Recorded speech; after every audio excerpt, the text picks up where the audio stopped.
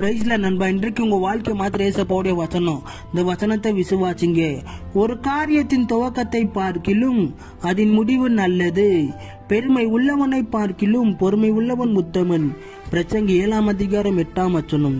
ஆமாங்க, ஒரு காரியத்தை நம்ம துவங்கி இருக்கும் போது அது அற்பமா தான் இருக்கும். ஆனா அது முடிவுல நன்மைகளாக மாறுங்க. அந்த ஆசீர்வாதம் ஏசப்பா கொடுப்பாரு நம்மளுக்கு. ஒரு வியாபாரம் செய்யணும்னா, ஒரு வேலை செய்யணும்னா, ஒரு பிசினஸ் ஆரம்பிக்கிறோம்னா எத்தனை நம்மளுக்கு நன்மைகள் நடக்காது. போக போக அது ஆசீர்வாதமாக மாறும். டல்லா இருக்கும், ஆனா போக முடிவுல அது நன்மைகள் ஏசப்பா நம்ம கையில வந்து சேர்ப்பாருங்க. நம்ம வாழ்க்கையில எது இருக்குன்னு எதிர்க்க கூடாதுன்னு பார்க்க போறோம். முதலாவது பெருமை எண்ணங்கள் உங்களுக்குள்ள இருந்துச்சுன்னா அதை தூக்கி போடுங்க. உங்களை தாழ்த்தும் போது ஆண்டவர் உயர்த்துவார். பெருமை கொண்ட ஆசீர்வாதம் வராது.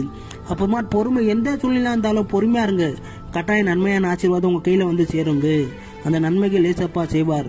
நாங்க கூட நாஸ்டா கடை போட்டுருவோம். சில நேரத்தில் வியாபாரம் ஆகாது. ஏசப்பாட ஜெபம் பண்ணும்போது அது நன்மைகளாக மாறும். எங்களுக்கு மாத்தின ஏசப்பா உங்களுக்கு மாத்துவார்.